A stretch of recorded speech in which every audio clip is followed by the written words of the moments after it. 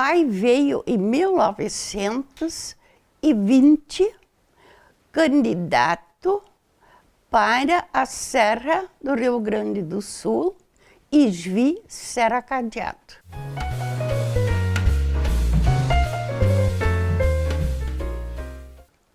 Então, ali foi assim um chamarisco pessoal dele. Eles disseram que ali a terra é tão barata e que podia se comprar terra à vontade. E como meu pai veio da guerra, da Primeira Guerra Mundial, ele tinha bens na Alemanha e praticamente se perdeu uma grande parte.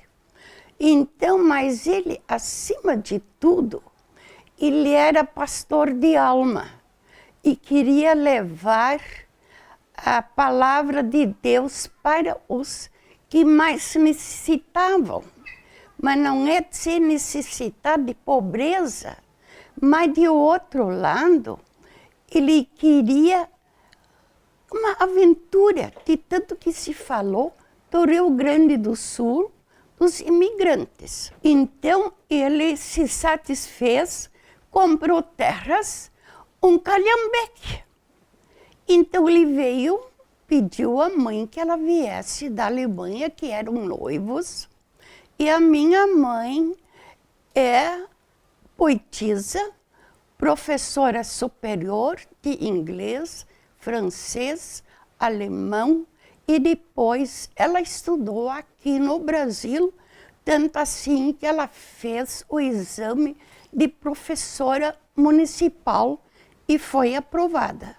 E começou a lecionar em Ijuí, Serra Cadeado.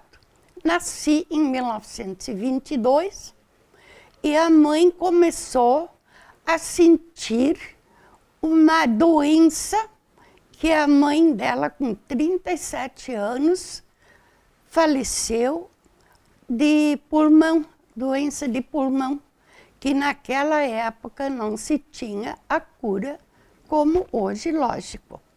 Então o pai, muito preocupado, levou ela para Porto Alegre, no Hospital Alemão Moinhos de Vento, e onde se registrou que já tinha agravado a doença. Então o pai me deixou com 2 anos com os pais dele, meus avós. E a mãe teve 2 anos na Suíça. Na Suíça, aquela cura só de sol, aquela altura, a cura é praticamente só banhos de sol. Então, voltou em 1900, ele me buscou para Lomba Grande, onde ele fez aquela casa bonita, com toda a capacidade dele, porque ele era arquiteto, estudante de arquitetura, mas foi convocado à guerra e assim terminou o sonho dele. Então, ficou em 1930, nasceu minha irmã Elizabeth, a única irmã, porque a vida na Lomba Grande, naquela época, com um homem alegre, disposto como meu pai, uma mulher inteligente, super inteligente, minha mãe, esta vida é muito interessante. Foi o final do pai, quando a casa, veja, é outra casa, em Guaíba, tinha uma casa de veraneio dos pastores. E aquela foi reformada, pintada. Claro, o pastor Tom chamou o pastor Sauer e ele concordou de ver como estava pintada e como estava. A reforma, ele aceitou com a maior naturalidade. E uma destas, ele saiu de manhã em casa e disse ainda, eu vou bem cedo, para voltar mais cedo. E quando chegou lá, se encontrou com 2 policiais brigadianos. E só conversando para lá e para cá, e o pai só queria saber, mas que é isso? Por que que vocês, o que que eu tenho que ver com brigaianos, com a polícia? O senhor é preso.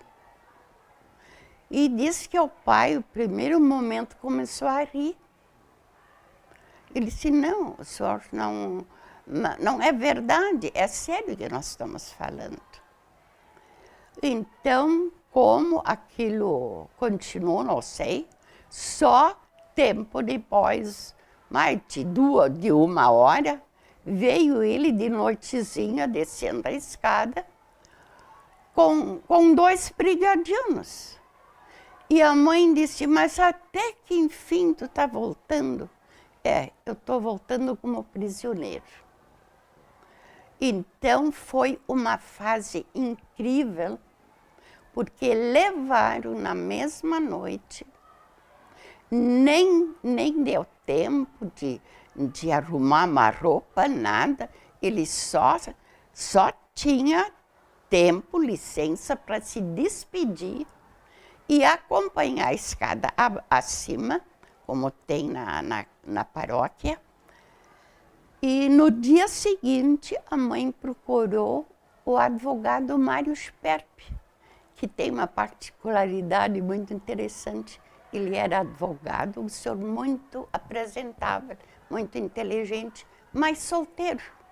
E o pai sempre dizia, Mário, um homem bonito como tu, um homem, um advogado sem mulher, porque ele ia assim, direto para as pessoas onde ele sentia que ele podia dar uma mão. Aí ele disse, pastor, isto é muito difícil. O que eu gostaria de ter, eu ainda não achei. Aí o pai disse, mas se eu te dou uma ideia, a Ilse Nabinger, em Lomba Grande, é uma moça que canta, que é bonita, que é apresentável. Tu não quer conhecer ela? Aí ele disse, eu já ouvi falar, então te vira. Tu vais ver, tu não vai te enganar com essa moça. E verdade. Casou com a Ilse Nabinger. E depois ficou aquela amizade, aquela gratidão, mais da parte deles do que nossa. E aí a mãe procurou ele e imediatamente ele buscou um colega dele de Porto Alegre e juntos foram para a polícia de Novo Hamburgo. E então também foi o que marcou profundamente meu pai. Tinha o nosso ônibus, não se chamava naquele tempo ônibus, caminhão. E no caminhão, o dono era um Conrad. E ele se cobrava no estribo. Então, no estribo, ele foi de banco para banco cobrar. E ele aconteceu que foi desapareceu o dinheiro. Eu me lembro que foi uma coisa de 60, mas o valor daquele tempo não tenho lembrança. E quando ele entra, estava sentado ali cobrador, que se sabia que havia aquele desfalque, e disse, pastor, o que o senhor fez que tem que ir para a cadeia?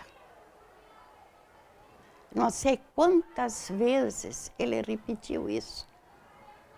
E isto nunca foi o que apagou.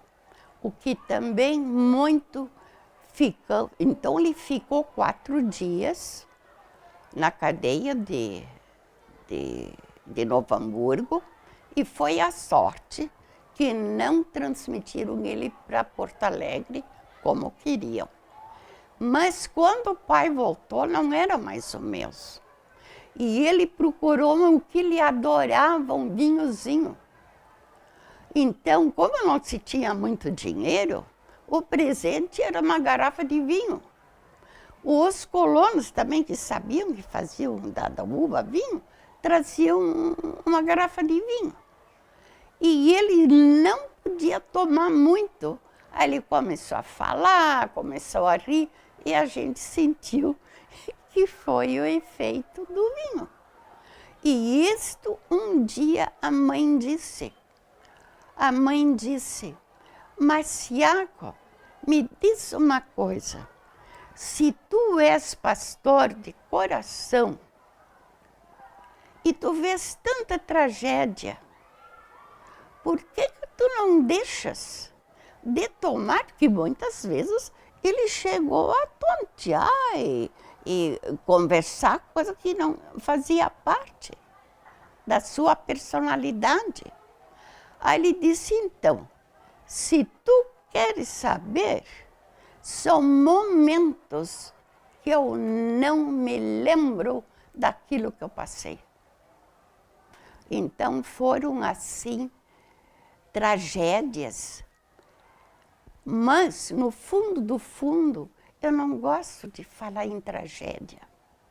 Eu gosto de ver o que a vida humana nos proporciona e como nós resolvemos. Veja, quando o pai esteve em Serra Cadeado, tinha problema com a torre da igreja.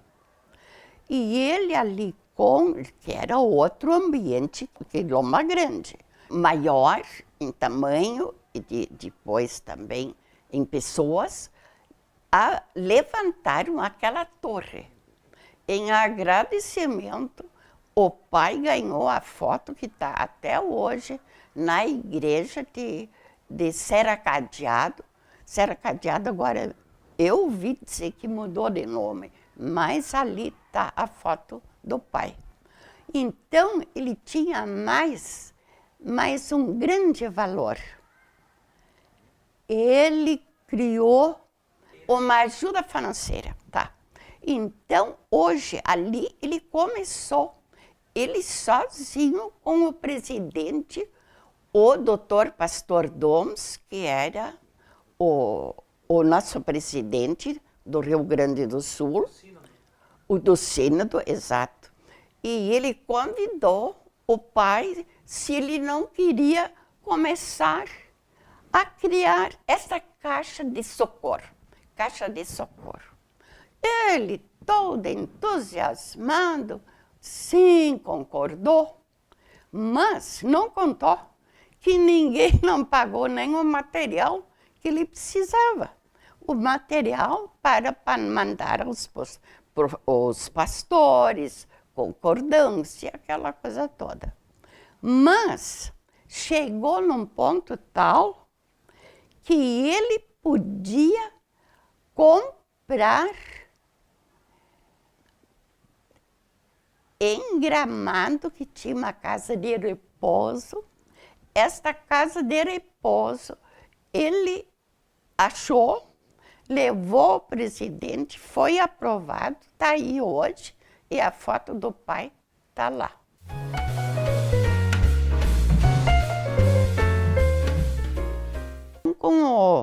Com o falecimento, o pai foi enterrado em Novo Hamburgo, porque a minha irmã era noivo de Afonso Schmidt, da madeireira Schmidt.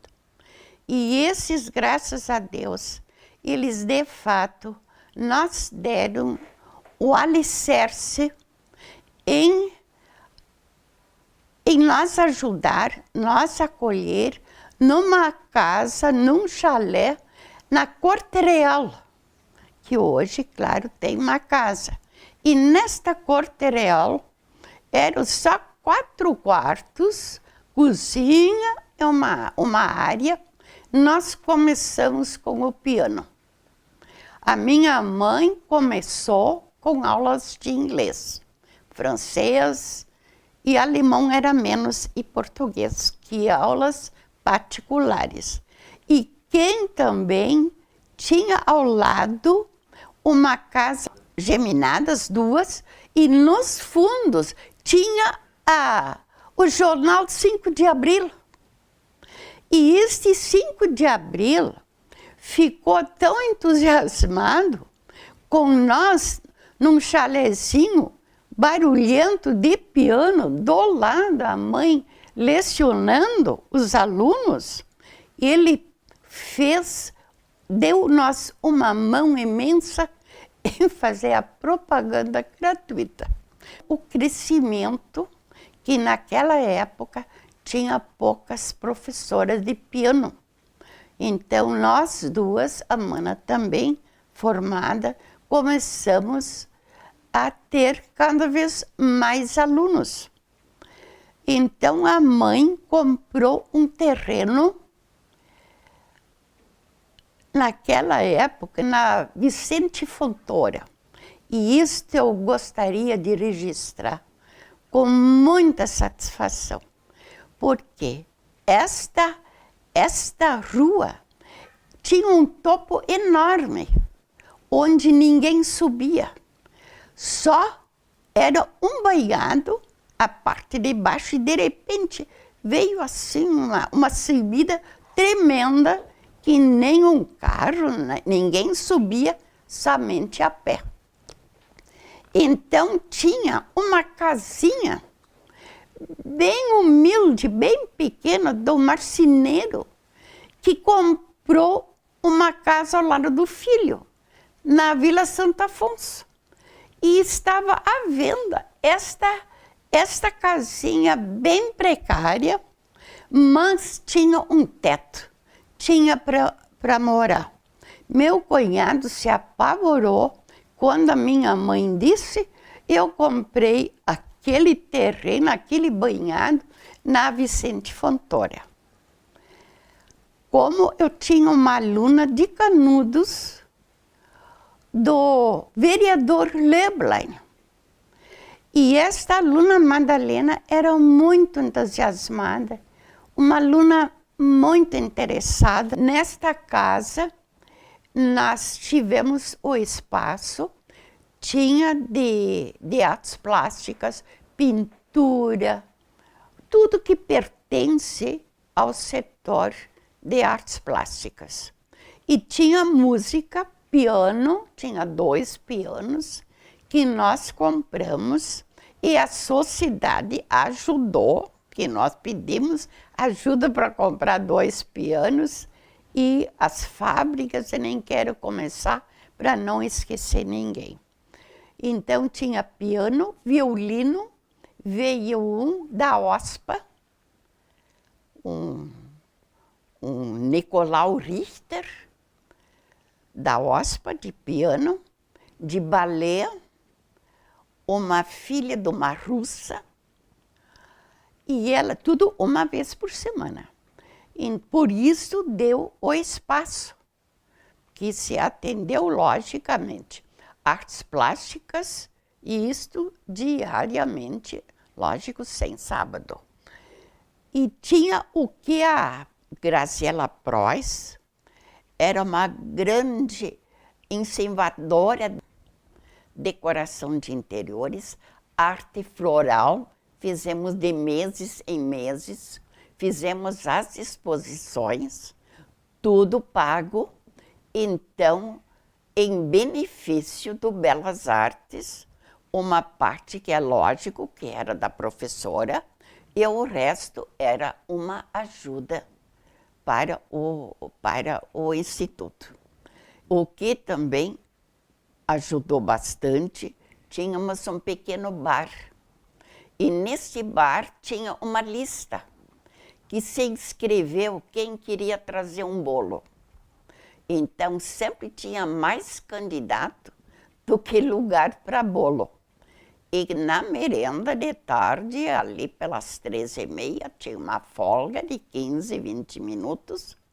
Foi vendido em fatias esses bolos e sempre ajudou, sem dúvida alguma coisa, para a casa. A secretária, a tal de Dona Asta, que foi incansável em ajudar onde puder, porque é muito importante também saber receber e atender os professores. E ela tinha muita capacidade para isso. a sociedade ginástica, bem no começo, nós cedeu gratuitamente uma sala para aula de pintura, anatomia, tudo que eram cadeiras mais que não precisava de instalação, como a modelagem precisava. A Sociedade Aliança, nós podíamos pedir o que quiser. Se queríamos fazer uma reunião, queríamos fazer um baile. Gratuitamente fizemos o baile das máscaras. Foi um sucesso. A entrada era barata, ninguém cobrava aluguel e foi muito divertido porque os próprios alunos traziam os familiares e os familiares nunca deixaram de nos apoiar.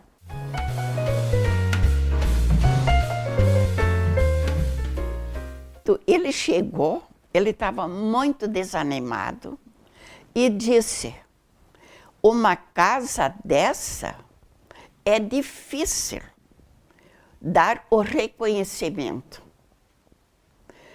Eu disse: sim, mas eu vou chegar ao nome dele. É sim, isso é o nosso medo, isso nós sabemos. Mas o senhor vê as cadeiras que nós damos, os professores que nós temos. Todos os professores são formados.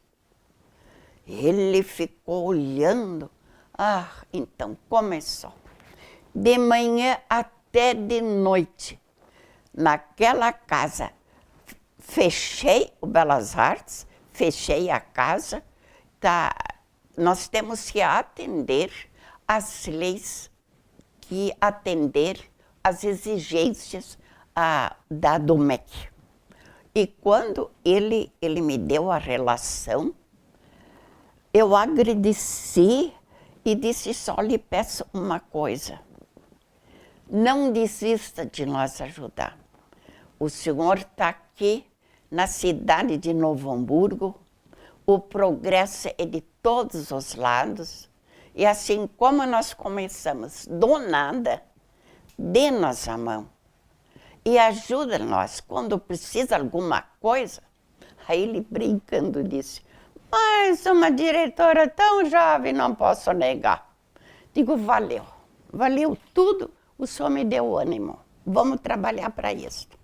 Aí, não demorou muito, e não tinha sociedade mantenedora. Então se tinha que criar a Sociedade Cultural de Novo Hamburgo. Foi muito difícil, de um lado, e do outro lado, bem fácil. Porque quem nos ajudou, como sempre eu digo, e foi o Guzmão, Paulo Sérgio Guzmão, o jornal Guzmão. Não vamos esquecer o Mário e nem todos o que me deram. Eu cheguei lá, nunca paguei um vintém, sempre de porta aberta, e isto foi uma grande, imensa ajuda para fundar essa sociedade cultural. Mas tinha secretário, tesoureiro, tinha tudo, mas nada funcionou. Tinha nome de tudo, nada funcionou. O inspetor veio novamente e disse qual é o progresso daí a sociedade cultural. Acontece que recebi mais uma vez tudo preenchido e toda a sociedade cultural se criou, mas nunca funcionou.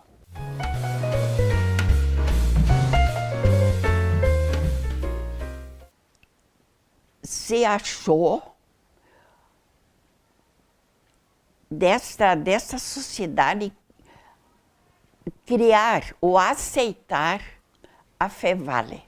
Então, isto foi em 69, quando eu saí e nós trabalhar com a juventude, com aquelas almas que estão se criando, que estão procurando alguma coisa que eu chamo divino.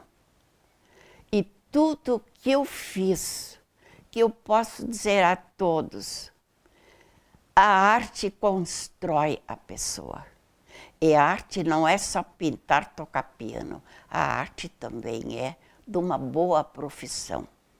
Alunos, eu tinha que registrar em Porto Alegre, no estado da cultura.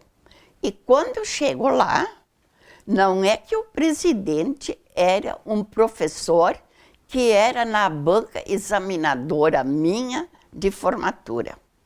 E ele logo disse, mas o que a senhora quer? Eu quero registrar.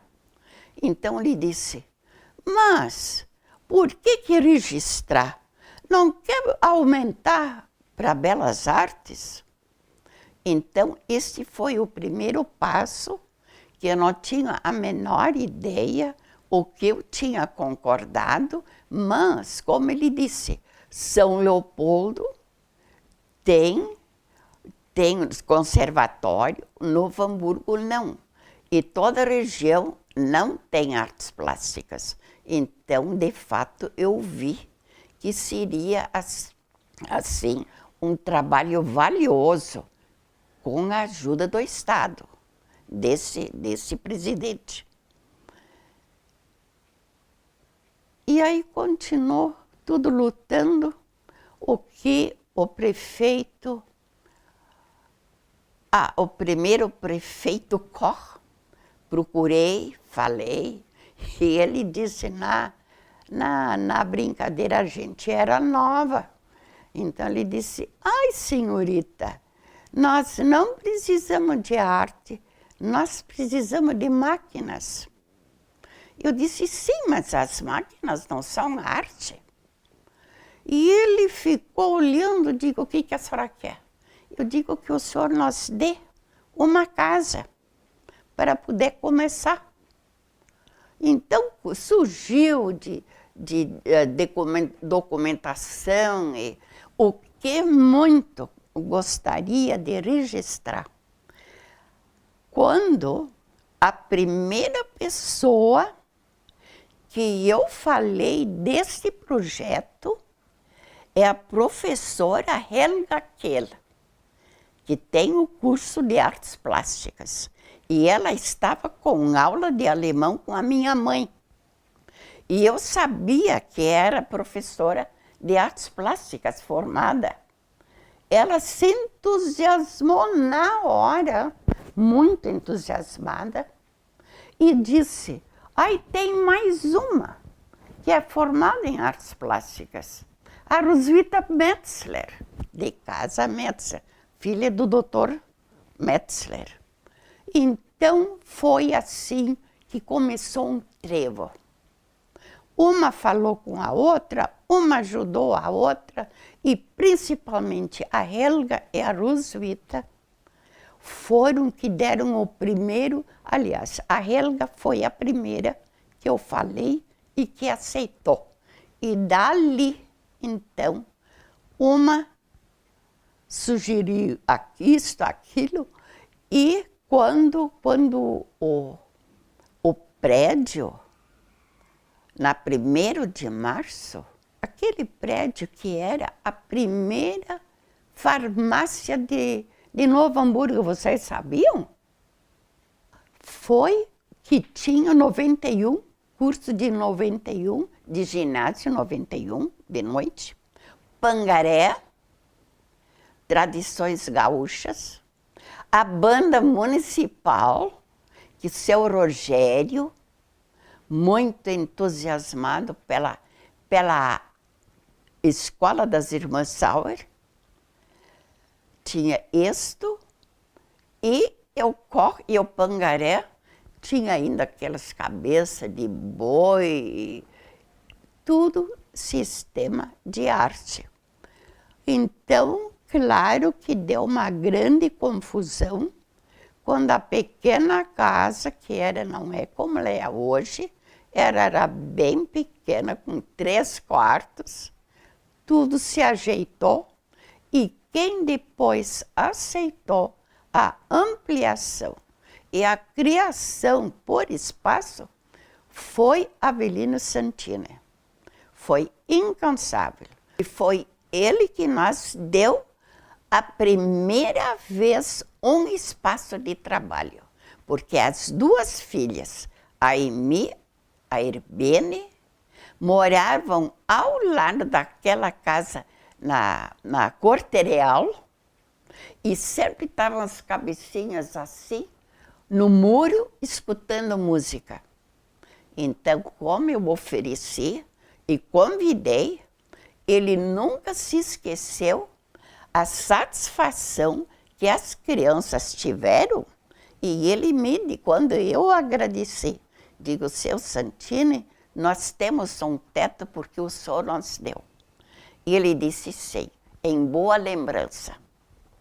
Então, uma mão lava a outra. Aqui a Escola das Irmãs Sauer, que com isso registramos o Artes Plásticas, a primeira formanda, a Gladys Lutz, ganhando o diploma, que foi a primeira aluna, e foi até o fim.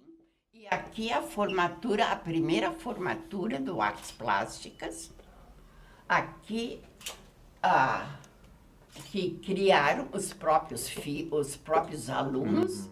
Dia 7 de setembro, nós fizemos um desfile para Novo Hamburgo conhecer, saber o que é Belas Artes. E está aqui o apito daquela época.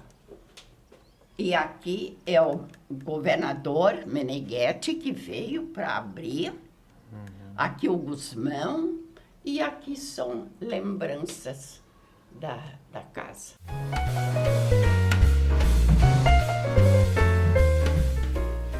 Eu fico emocionada em ver a confiança que tiveram em mim.